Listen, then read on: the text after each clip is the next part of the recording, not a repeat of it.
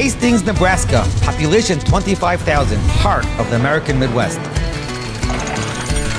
For a town famous for inventing Kool-Aid, this is not a place you'd expect to find a minion of Jewish people.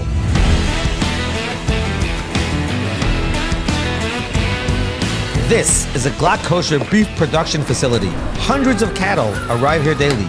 They're processed, packaged, and shipped across the country. Producing kosher meat requires trained religious experts present at every stage of the process.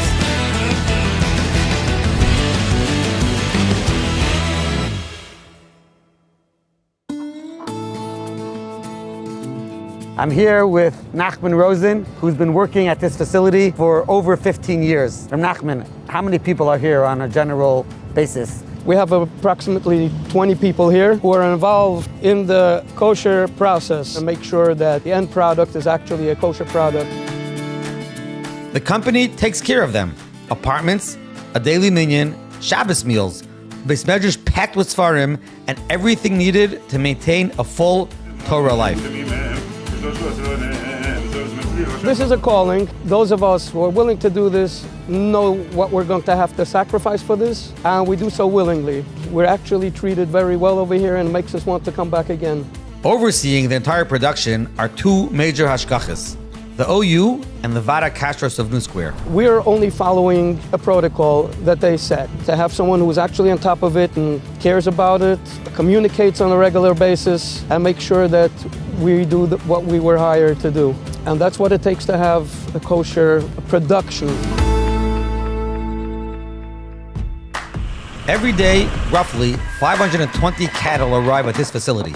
Rabbi Rosen, out of those 520, how many on a regular day come out kosher that's going to get to my table? So most of our production ends up in non-kosher. Say on a good day, we're at about 30%. But that number keeps shrinking. Half of every kosher animal, the hindquarters, cannot be used for the kosher market in the United States. So we're left with about 15% on a good day that goes to the kosher market. Together we will follow that 15%. From the moment the cattle arrive, through the shechita, the checking, the Nikkur, the soaking and salting, every step has a rule. Every rule has a reason. This is one of the most complex food production processes in the entire kosher world. And it happens here every single day. Join us as we go inside and get a first-hand look at this incredible operation. This is where it all begins. The cattle pens, making their way from local farms and neighboring states such as Iowa and Kansas. Hundreds of Angus beef arrive throughout the day. Rabbi Rosen, how many cows come a day, and how much do these cows weigh? We get about 520 heads per day. Animals weigh about 1,500 pounds. The trucks pull up, unload the cattle go into these pens, and then from there to the Beis HaShechita. From the pens, the animals move single file into the shechita room for the first step of producing kosher meat. We're standing outside the place where all the action begins.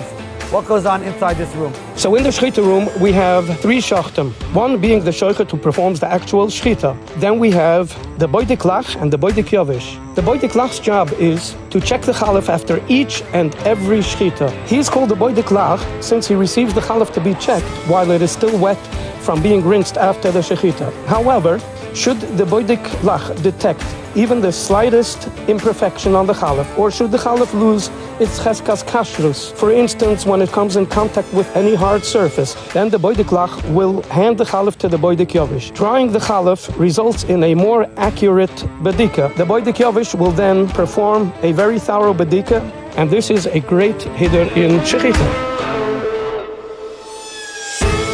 Before the shechita is performed, each animal is assigned a number.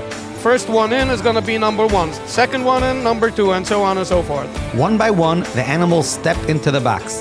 The box then rotates around, placing the animal on its back for a shechita munachas.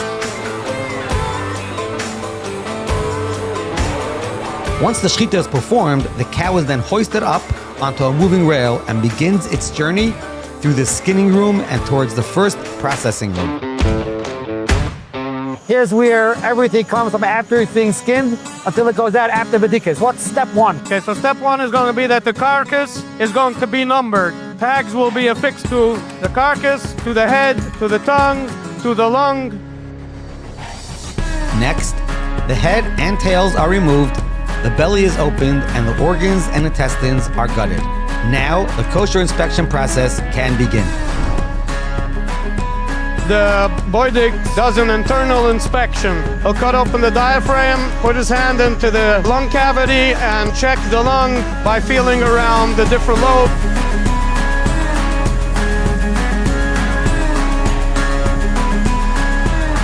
On a note matching the animal's number, he marks his findings. If there's a possibility the cow is kosher, he marks the spot that needs to be further inspected. At this stage, he also checks the stomach cavity for punctures. If there is a possibility that this lung will be kosher, he'll send it down for final inspection by the Bedikos, and the Bedikos will decide its kosher status.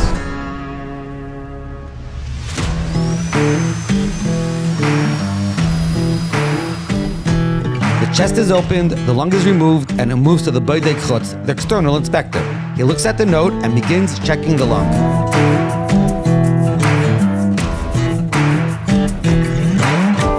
While a pump inflates the lung with air, water is applied to any area in question. If it bubbles, there's a hole beneath the sircha, and the animal is treif. Based on the size of the sircha, how easily it can be removed, and its location on the lung, the animal's kosher status is determined and the findings are marked on the screen. Now that the status of each animal is confirmed, parts that were separated earlier can be matched back through their numbers. Right over there, there's a mashgiach who watches the computer screen. As soon as he sees a kosher, he'll collect the kosher tongues, the kosher cheeks, and tag them as kosher.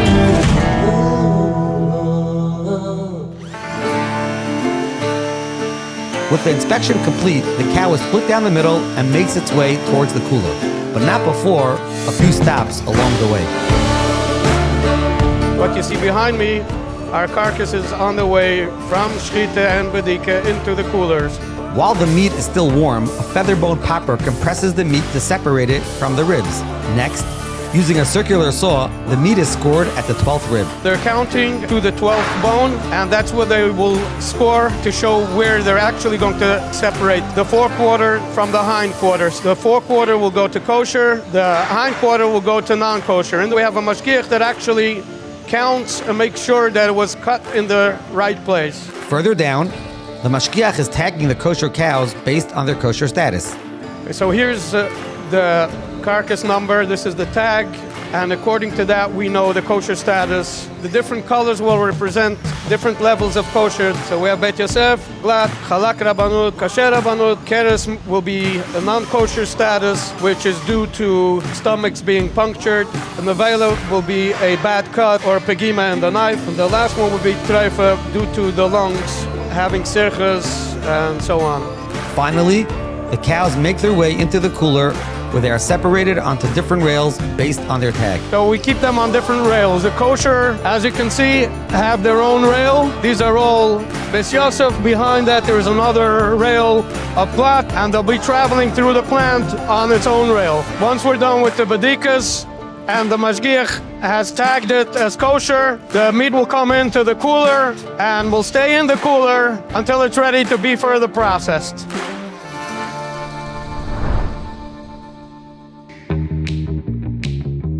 After chilling in the cooler, the meat is now ready for further processing. The first step, the Nikkur. Nikkur is what we call in English forging, deveining. We remove veins, blood vessels, and chaylev, forbidden fats. We have a mashgiach in the morning that inspects all the work done. If there's any additional cleaning up that needs to be done, he'll do that in the morning. The meat is now cut at the 12th rib, right where the score was made earlier in the process.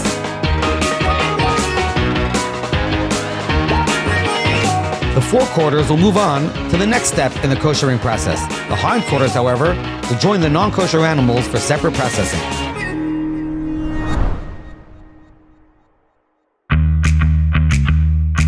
The kosher parts are now headed for melicha and hadacha.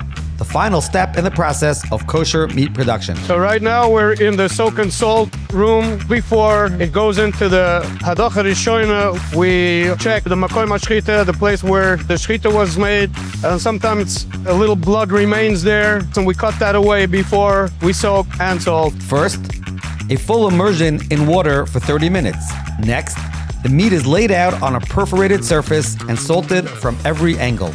The salt draws the blood out, which drains through the holes below. An hour later, the salt is rinsed off and the meat passes through 3 separate water baths. There are 3 hadachas achronos that are required lechatchila.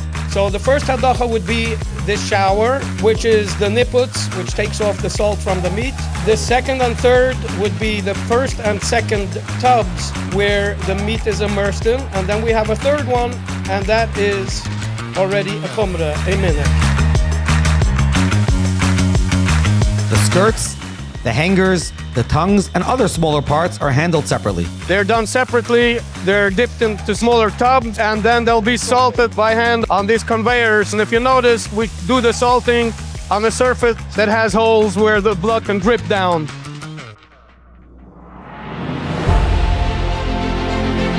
After the soaking and salting, the meat is ready for the packaging room.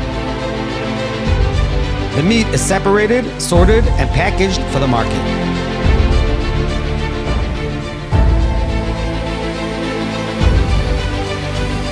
Producing kosher meat is not a simple task.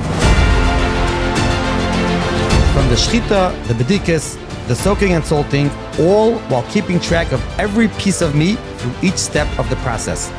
Step next door into the non-kosher packaging operation, and the contrast is immediate. The difference in size is the clearest illustration of what this entire process amounts to. The 15% of kosher meat that will make it to our tables. Next time you're enjoying kosher meat, take a moment to appreciate the work and the sacrifice that goes into the kosher meat production process.